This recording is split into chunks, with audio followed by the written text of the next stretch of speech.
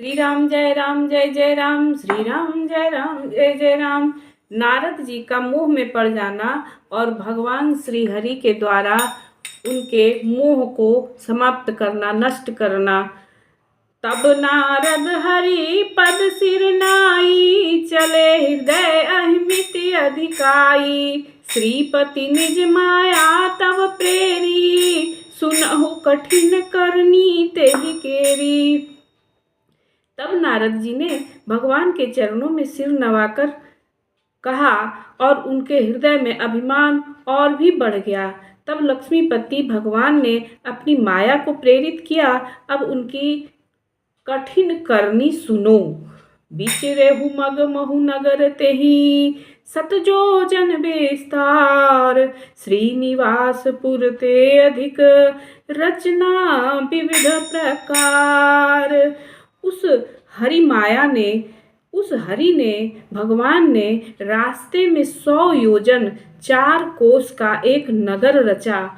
उस नगर की भांति भांति की रचनाएं लक्ष्मी निवास भगवान विष्णु के नगर वैकुंठ से भी अधिक सुंदर था।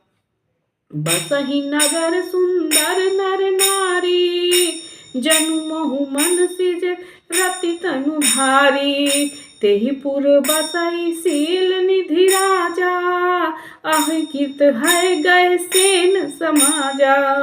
उस नगर में ऐसे सुंदर नर नारी बसते थे मानो बहुत से कामदेव और उनकी स्त्री रति ही मनुष्य शरीर धारण करके आए हुए हैं। उस नगर में शील निधि नाम का राजा रहता था, जिसके यहाँ असंख्य घोड़े, हाथी और सेना के समूह थे। सतसुरेश सम विभव विलासा, रूप तेज बल नीति निवासा। विश्व मोहिनी तासु कुमारी, श्री विमोह जिसु रूप निहारी। सोई हरि माया सब गुण खानी, शोभा तासु की जाई बखानी। करई स्वयंवर सो नृपमाला, आए तह अगणित महिपाला।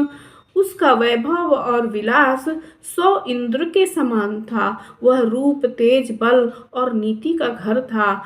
उसके विश्व मोहिनी नाम की एक ऐसी सुंदर कन्या थी जिसके रूप को देखकर लक्ष्मी जी भी मोहित हो जाएं।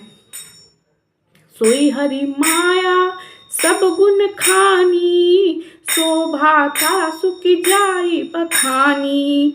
करई स्वयंवर सो नृपमाला, आए तह अगणित महिपाला। मुनि कौतुकी नगर तेहि गयऊँ, पुरवासिन सब पूछत भयऊँ। सुनि सब चरित भूप गृह आए, करि पूजा नृप मुनि बैठाए। वह सब गुणों की खान भगवान की माया ही थी। उसकी शोभा का वर्णन कैसे किया जा सकता है। वह राजकुमारी स्वयंवर करना चाहती थी। इससे वहां अगणित राजा आए हुए थे। खिलवाड़ी मुनि नारद जी उस नगर में गए और नगरवासियों से उन्होंने हाल चाल पूछा। सब समाचार सुनकर वे राजा के महल में आए। राजा ने पूजा करके मुनि को आसन पर बैठाया। आनि देखाई नारदहि, भूपति राजकुमारी। करहु नाथ गुण दोष सब, एहि के हृदय विचारे। राजा ने राजकुमारी को लाकर नारद जी को दिखलाया और कहा कि हे नाथ, आप अपने हृदय में विचार करके इस राजकुमारी के गुण दोष को कहिए। देखी रूप मुनि बिरति बिसारी, बड़ी माया लगी रहे निहारी। लक्षण तासु बिलोकी भुलाने, हृदय हरस नहीं प्रगट बखाने। उसके रूप को देखकर मुनि वैराग्य भूल गए और बड़ी देर तक उनकी ओर देखते रह गए। उनके लक्षण देखकर मुनि अपने आप को भी भूल गए और हृदय में हर्षित हुए। पर प्रगट रूप में उन लक्षणों को उन्होंने प्रकट नहीं किया। जो एहि बरई अमर सोई होई, समर भूमि तेहि जीत न कोई। सेवहि सकल चराचर ताहि, बरई शील निधि कन्या जाहि।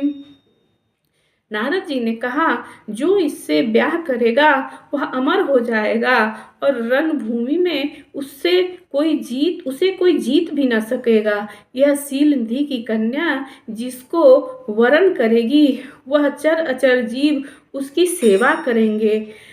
लक्षण सब विचारी उर राखे, कछुक बनाई भूप सन भाखे। सुता सुलक्षण कहि नृप पाही, नारद चले सोच मन माही। सब लक्षणों को विचार कर मुनि ने अपने हृदय में रख लिया और राजा से कुछ अपनी ओर से बहाना बनाकर कह दिया। राजा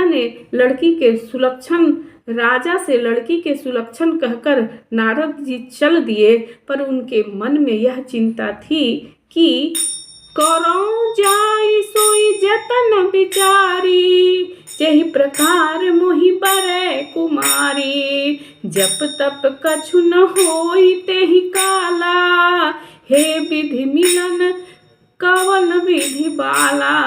मैं जाकर सोच विचार कर अब वही उपाय करूं जिससे यह कन्या मुझे ही वरण करे, मेरा ही वरण करे। इस समय जब तब से तो कुछ हो नहीं सकता है।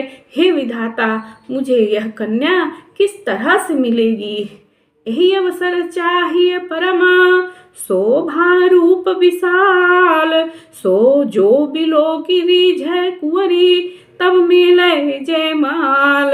इस समय तो बड़ी भारी शोभा और विशाल सुंदर रूप चाहिए, जिसे देखकर राजकुमारी मुझ पर रीझ जाए और जयमाला मेरे ही गले में डाले। हरिसन मांगो सुंदरताई, होई है जात गहरू अति भाई। मोरे हित हरि सम नहीं कोऊ, एहि अवसर सहाय सोई हो। एक काम करूं कि भगवान से सुंदरता मांगूं, पर भाई उनके पास जाने में तो बहुत समय लगेगा, बहुत देर हो जाएगी। किंतु श्री हरि के समान मेरा हित करने वाला कोई नहीं है, इसलिए इस समय वे मेरे सहायक बने। हरिसन मांगो सुंदरताई, होई है जात गहरू अति भाई। मोरे हित हरि सम नहीं कोऊ, एहि अवसर सहाय सोई होऊ। हे श्री हरि, आपके समान मेरा कोई हित करने वाला नहीं है, इसलिए इस समय आप मेरी सहायता कीजिए। बहुविधि विनय किन्ह तेहि काला, प्रगटे हूँ प्रभु कौतुकी कृपाला। प्रभु बिलो की मुनि नयन जुड़ाने,